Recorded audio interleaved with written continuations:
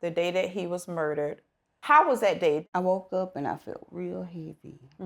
My spirit was so heavy. But before he left, he turned around at the door and he walked back up to me and he gave me a hug and he said, "I love you."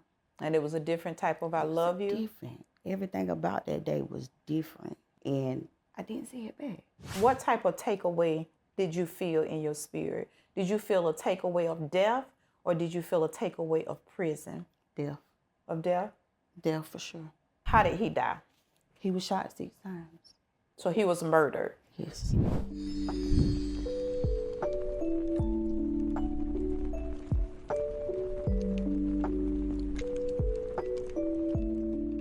Welcome back to Char's Visionary Path podcast, where we speak truth and healing, and we hold a space for women that have gone through the unthinkable and somehow made it through, and they kept going. I am your host, Char, and this is episode 3, and I believe that this is one of the most vulnerable episodes that you will either see or hear. This is about a woman going from wife to widow. Today on Char's Visionary Path podcast, we have Miss Kadeshea. This is a woman's story that she went from being a young wife to a young widow. And so first of all, I want to tell you, thank you so much for joining me. Thank you for saying yes. I think your story is going to be able to really, really help someone else. And so again, thank you for joining me. I really appreciate it. No problem.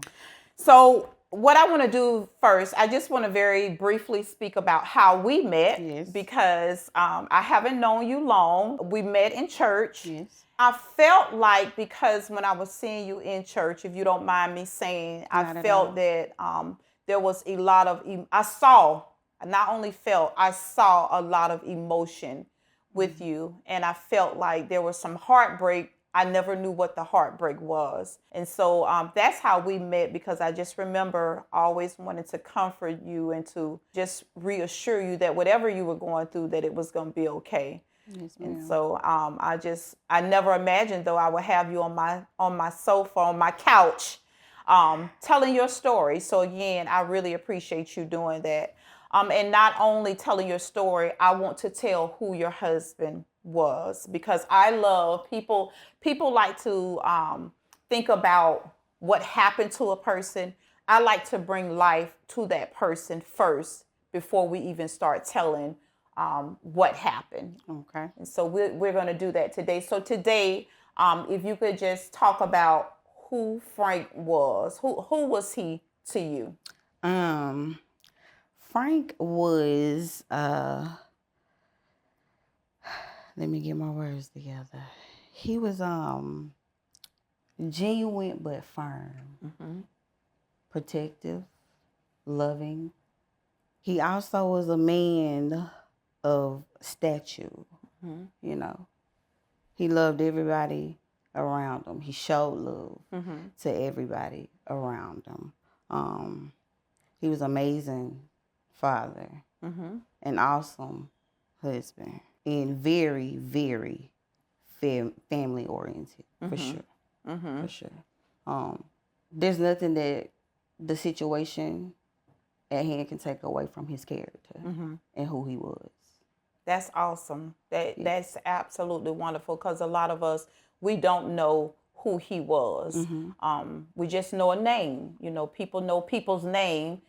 They immediately believe they know the person, but they really don't. They don't know who that person was. So I thought it was important to tell us who Frank was. What made you fall? Let's go back prior to you all even getting married. Right. Let's go back to what made you. No, let me ask this question. What made him different from whomever you had dated before?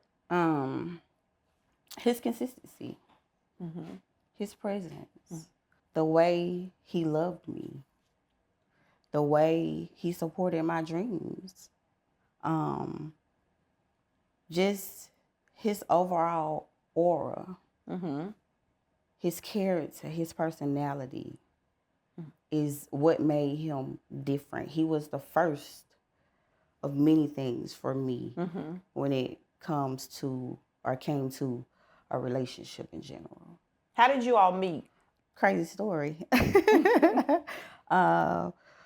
When we met, I wasn't looking for love. Had you been in a previous relationship that would call? Okay. I wasn't looking for love. We met in 2010. I graduated in 2009. And baby, I was living my life. You were living your life, huh? Yes. And when we met, off rip, he made me feel safe. We met at a little juke joint here in my town. Not gonna speak on the nature of how we met. Okay. We discussed that. Yeah, that's right. But in that moment, he made me feel safe. And the next day, I woke up and his energy was still on me. And I went to Facebook Messenger and I shot my shot. So back then people would think that was odd that a young lady would shoot their shot, but because you were so impressed with him, you said, you know what, I'm going to do this. I'm not going to wait on him. I'm going to do this, and I love that because that showed that I'm going after what I want. I'm going after what I want, and it's something about him that I know I need. I need in my life, and that was. I was when I go back and I reflect on everything when we met, I was in a season of my life where I really needed stability and most of all peace. And he gave me that. He gave me that from the start. Yeah. Especially the peace. Especially the peace? Yes. Yeah. Yes. So you all met, you started dating, you fell in love, and then you get married. What year did you all get married in? We got married in 2017. So you met in 2010. Right. And so you all dated for 7 years. You dated for 7 years. We had to make sure. Yeah, I was going to ask you because people think it's foreign for people to date for a while. Everybody doesn't want to get into a marriage as soon as they meet someone after 6 months because listen, you don't really know the person. Now, this is just me, my personal take. You really don't know the person for years. Right. I've been married to my husband almost 28 years. That don't mean I know him. You might learn something new every day about him. You learn something new every day about him. So and we dated for a while too before we got married. So I can certainly relate and understand that you had to make sure that I wouldn't say we, because again, he was in a season, I was in a season. So we had to become more in tune with each other. And we had to weather certain seasons together to make sure that, in fact, not just marriage, but soulmates. That's right. That's exactly right. So that took time. Yeah. And how old were you all when you got married? When we met, I was 19. That was in 2010. So when we got married, I was 27. Oh, okay. Yeah. So we got married at 27 too. He was, because Frank was 36. Okay. Yeah. Okay. So you got married. Okay. And so after you all, you got married, and then how long after that you all had your child? Because I think we had a child before we got married. Okay, so you all had her before you got married, and then you married, and then your son, you became pregnant with him, and we're gonna get to that. Okay. But how old is your daughter? Our daughter is 11. She's 11. Yeah. Look, you make sure you clarify our daughter. That's right, because she looks she looks insanely like his twin. When I look back and I saw those pictures, she looks exactly like him. Yes. She really, really does. And so, how was he as a father? As a father, that man was a father any kid would want. Yeah. Loving, caring, hands-on. The seeds that he planted in our daughter, they still bloom today. The love that he showed her, the 8 years that he was able to show her, she'll never forget. Yeah. Never forget. Yeah. He was all about that girl, that baby. Do you understand me? That's good. And I know the community as a whole can vouch for that. Yeah. He would take that child and scrap, the little carrier things, and scrap that baby to his chest. We had 2 vehicles, and he'll go walking across the way with his baby. That was his first child. She's the second.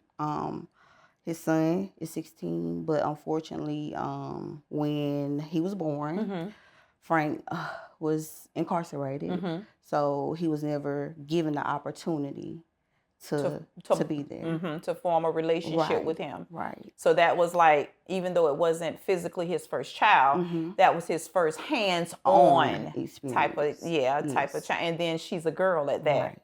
So you know how our fathers or our dads are supposed to be with our girls. They're our protectors. And so he was her protector. That was her safe place. Yeah. That was her everything. Yeah. So I want to talk about the day that he was murdered. Okay. The day that he was murdered. How was that day? That was like a typical day for you, right? I mean, so how was that day? How did that day begin?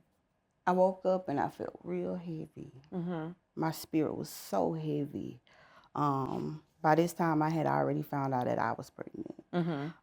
Okay, so you were pregnant at that time. Okay, how far along were you? I found out I was pregnant in September, and everything transpired in November. So September, October, 2.5 months. About 2.5 months. Okay, all right. I was real heavy that day. My spirit was real heavy that day. From the time I woke up, I was like, Lord, I don't know what it is.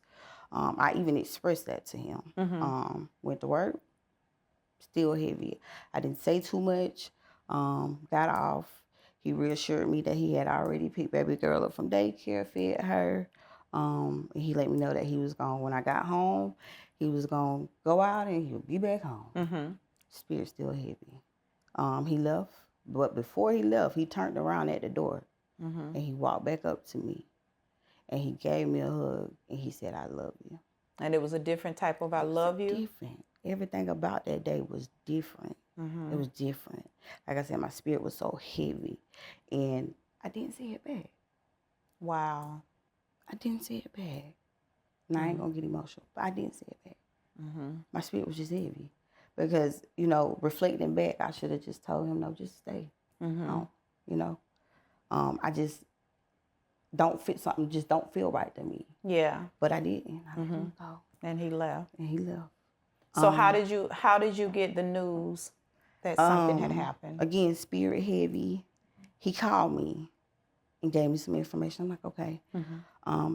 Got me and baby girl ready for bed. I was getting out of the shower and my phone just went crazy. And again, spirit heavy. I did not want to be bothered. I didn't answer. You didn't answer it? I didn't answer for nobody that called my phone. It wasn't until my nephew inboxed me on Facebook Messenger and he said, Auntie Frank. And now we've weathered a lot of legal situations together. But that felt different. So after that, I started calling people back and nobody was answering. So my mind and my heart went to racing. His sister called me and she was hysterical. And she said, please don't tell me, please. I said, baby, I don't know what's going on. I'm trying to figure out. I'll call you back. I hung up the phone and I dropped down to my knees at the end of our bed. And I cried out to God and I said, God, please don't take him. I need him. When you did that, what type of takeaway did you feel in your spirit? Did you feel a takeaway of death or did you feel a takeaway of prison? Death. Of death? Death for sure. So in a way, God was preparing you and you didn't even know it. He was preparing you by the heaviness. He was giving you the discernment, but you had no idea what was happening. You knew something was happening and God was preparing you for that. That's amazing. Amazing. Yes. Okay. Yes. And so at what point did you find out that, okay, he's gone? My village kept beating around the bush. I never for once thought to get in my vehicle and go. I never thought to get in my car and go. It wasn't until my sister said, I'm on the way to pick you up. Due to me carrying life, my village wanted to make sure that I was in a place that if I needed any type of medical assistance, You could get it. I could get it. So they knew. At this point they knew, but they wouldn't tell you, right? Okay, and that's understandable. He drove me to the hospital. I got out. I walked in, and it was so calm. And in my mind, I'm thinking, if he hurt, where his family at? Why is this hospital so calm? So I turned to my sister, and I looked her dead in the eyes, and I said, is he gone? And she stared at me for about 15 seconds, and she shook her head. Oh, my goodness. And my knees buckled.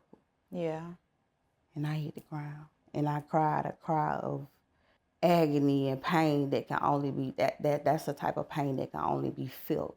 You can't explain that. Yeah. You know? Yeah. You can't explain that. Yeah. And again, my village, they crowded around me and they loved on me, and I was able to get up. They helped me up, and I told them, take me to him.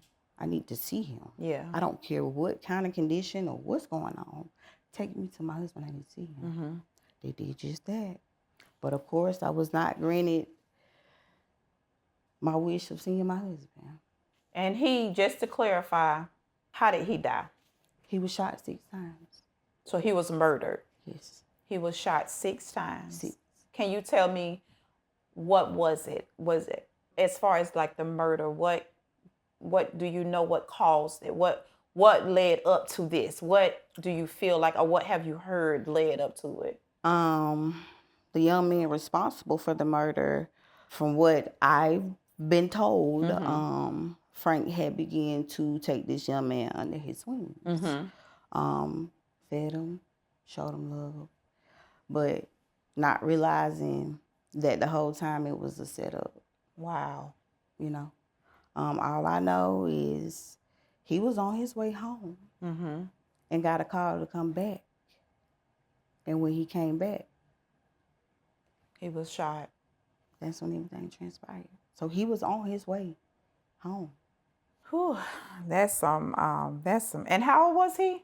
When this transpired, he just turned. Well, he would have turned 46. He was 43. 43. Okay, and so after that night or after that day, the next day, a blur. Yeah, what was that process like for you? A blur. I was physically there, mentally. You checked out. You were already gone. I knew it was real, but it didn't feel real. Yeah. You know,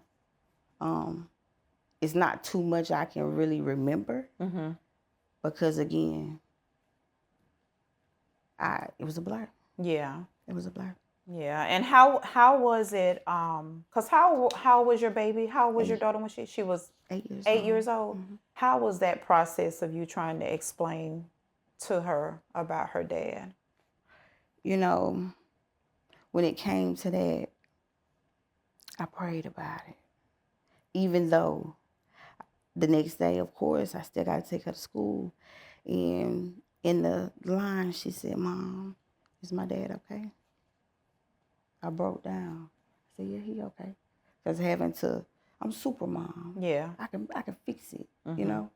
But knowing that was something that I could not fix. Right.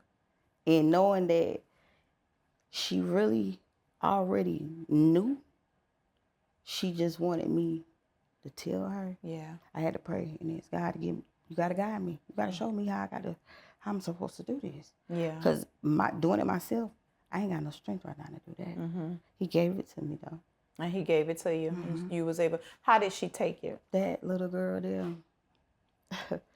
If I wish I had the strength that she had. Yeah. Because she didn't shed a tear. She bowed her head, but she didn't shed a tear. Yeah. She was quiet.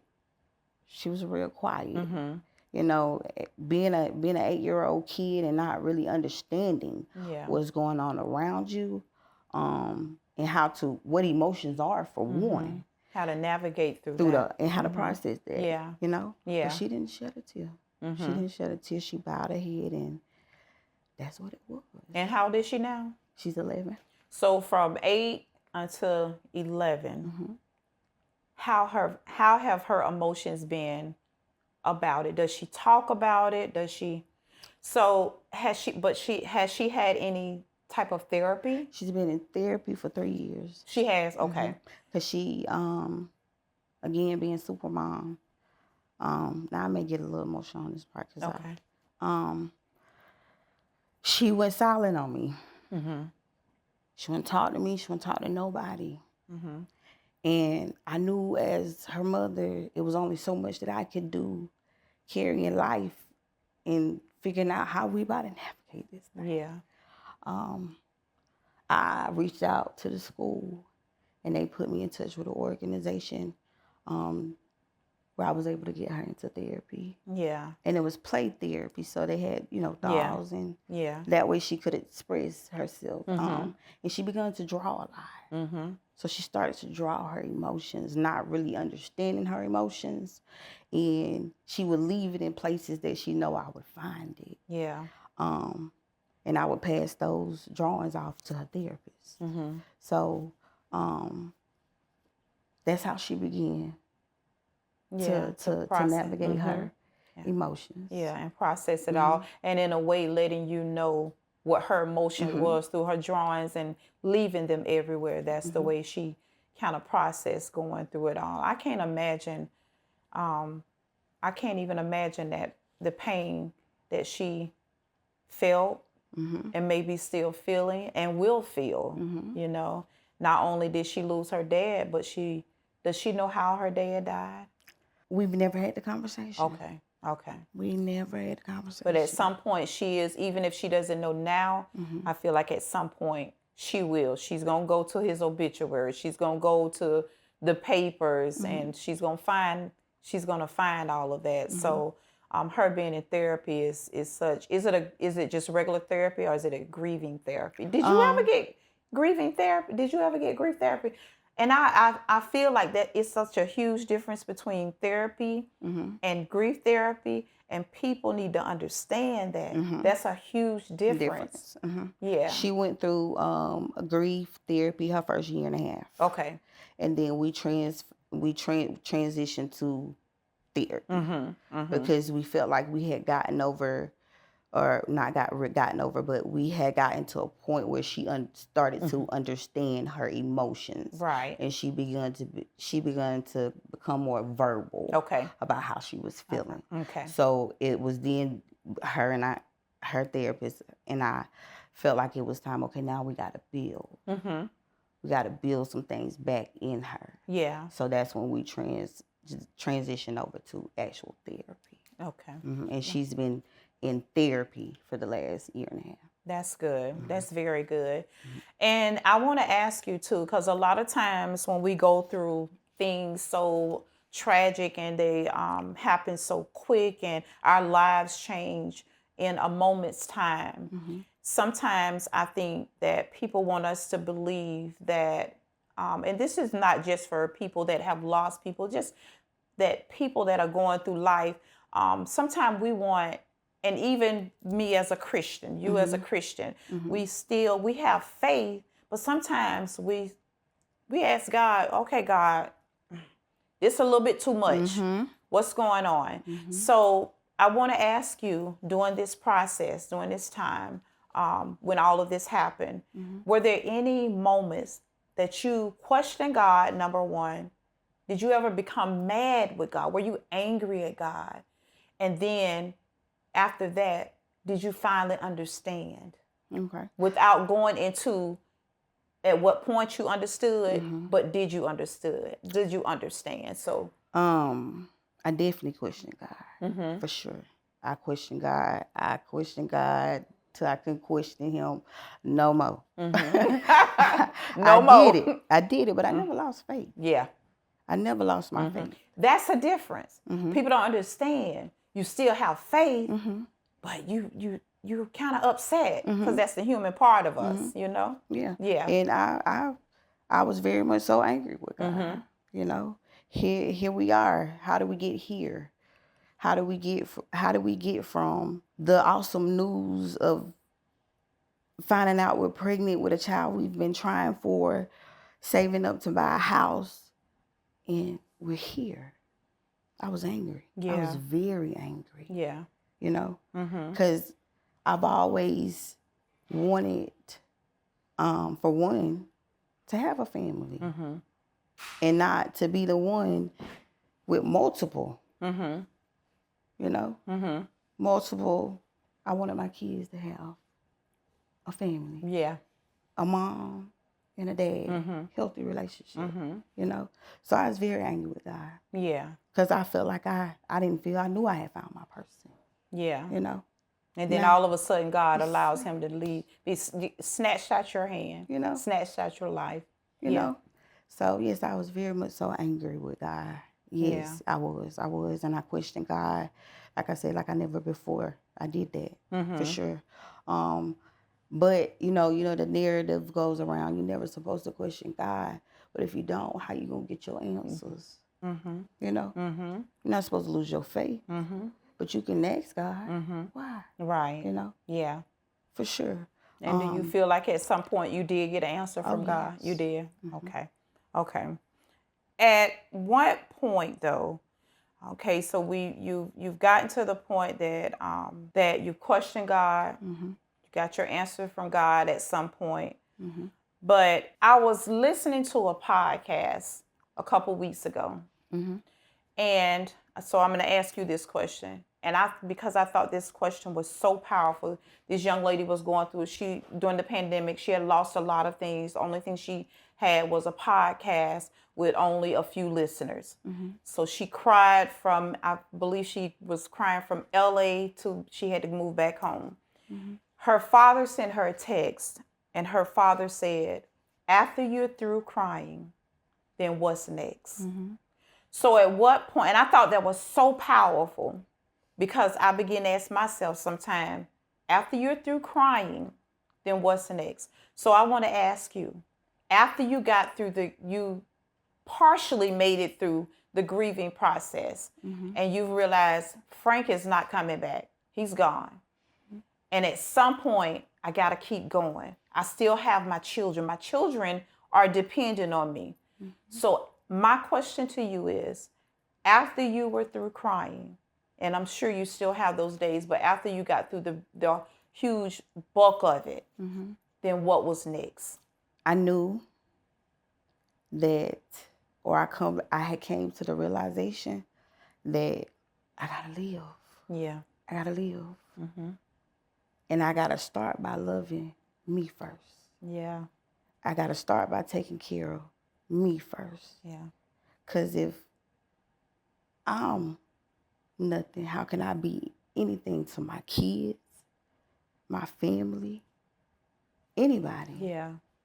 So the turning point for me on what was next was when I lived with my sister for a year after Frank passed. And when I got the keys to my first apartment, that was the turning point for me. Yeah. That was my next. That was my, all right, this is it.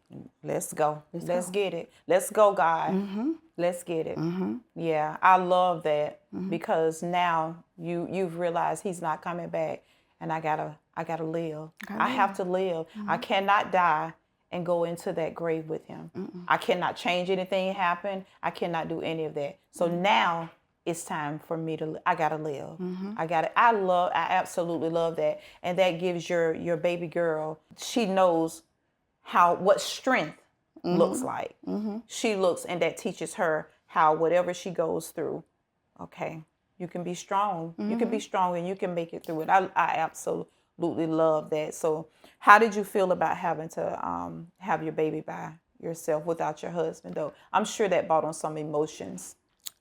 That, you know what? I say, he was in that room, honey. Yeah. Your angel was right there, huh? around me. Yeah. when baby boy popped out, Mm-hmm. the first thing I said was Frank Hill. Yeah. And it was just like a calm spirit. Yeah. Like everything just calm. Yeah. He was there He was right there all the time. the whole time. I remember reading the obituary, and I remember, and I'm just paraphrasing it because I don't remember word for word, but I remember there was a statement in there talking about how much he loved you. Mm-hmm. And I thought that was so awesome that people knew how much he loved his wife because he expressed that. And that is an awesome thing. And people often, they'll find love again, but it's never going to be the same type of love. Mm-hmm. And I truly, truly believe that when God has sent you the person, I don't feel like you'll never find that type of love again. Maybe so, I don't know, but I ain't looking for it. yeah, you're not. Are you not dating? I am. You are dating? But going through, because I'm in my second phase of therapy, mm-hmm. I never try to find that love. That love. In another man. Yeah. Because nobody give me you're that. You're not going to find it. Mm-hmm. But him. Yeah, that's right. So I never try to find that in another man because I be by myself. That's right. It, you know? Yeah. So. You think he would be okay with you dating? How do you feel? How you feel about that? We speaking truth? No. Yeah. He'll say, "Girl, what you doing? What you doing?" You know. But I will say, since I've been back in the dating scene, he blocking it. He is. If he don't feel like I'm so spiritually connected. Yeah. If he don't, oh no. Yeah, that's he's blocking it. And it'll have me to the point where it'll aggravate me for that person to even don't call my phone. Yeah. Don't. You know, and I know that I'll be like, Frank, come on now. You know. But I know that he's looking out not for just for you me. and them kids. That's Thank right. You. He said everybody ain't coming out Right. Brian. Yep, that's right. Now the last thing we're gonna discuss before we end it is I know you have some business. I want to say to you too, like literally looking back from probably about a year, if that long, if it's been that long, just seeing you in the phases that I've seen you, and then seeing you now, I'm super duper proud of you because it takes strength. It takes strength to go through that type of heartache. It takes courage. It takes faith. It takes persistence. It takes resilience. And I see all of that in you. Even, I'm sure, even though you still have moments of, you miss him. You know, that was your husband. And so you miss him. And I often hear my mom say, there's no love like a husband's type love or a wife's type love. You love your sisters, you love your brothers, you love your mom. But when you lose a spouse, it's totally different because she's been through that too. So I've been very fortunate, and I just thank God I haven't had to walk that phase yet. But I'm telling you, I'm so proud of you. So very proud of you. Now, I do want to say to you, I do want to ask you about your business because I know you have some business. Let's talk about that. Let's put that out there for. I have two. Top Notch Tax Solutions LLC is my tax preparation business. And just to say, everything that I do in remembrance of him. Yeah. He was a diehard Buccaneer fan. My brand colors, red, black, and white. Okay. But Top Notch Tax Solutions was established because that's something that I was working towards before everything happened. Yeah. So spiritually, I felt like it was only right that I completed that. Yeah, I love that. Yeah. So it's a business that offers, of course, tax preparation. It includes I am a notary too as well. That falls up under the spectrum of my business. And yeah, that's Top Notch Tax Solutions. I'm so proud because I see a lot of great reviews when I do get on social media. I see a lot of great reviews about that. So we're gonna make sure that we put your information in there because I want, if you don't mind, I want people to be able to follow you and contact you when it comes to the tax business. Because from what I see, honey, you get them the money, child. I get them the money, and It's not just you'll never be just a client for me. Yeah. I'm very, like I said earlier, family oriented. Yeah. So my clients are my family. Yeah. We go beyond tax season. Yeah. If you need me, I'm there. I'm there. I'm there. You Yeah, know? I like that. I love it. I go above and beyond. It's not just a client for me. You family. When you come up under me, up under my umbrella, seeking my services, we family now. You might as well get used to me. Get used to it. Yeah. All right. So the last thing is, now that you've gone through the grieving process and you've made it to the other side, for another woman that's starting the grieving process, or she doesn't know how to navigate through it, what would you tell her? My first piece of advice is therapy. Yeah. Go to therapy. Grief therapy. Grief therapy. Yeah. My second piece of advice would be to give yourself some grace. Yeah. Take it one step at a time. If you got to take it 1 hour at a time, do that. Yeah. Healing is a forever. Grief and healing, those are forever journeys. Give yourself some grace. And don't lose hope and love. Because it'll come again. Trust me. At the right time. And keep your faith. Stay faithful to God. Because I wouldn't be where I am today if it wasn't for God. Yeah. I give God all the glory. Yeah.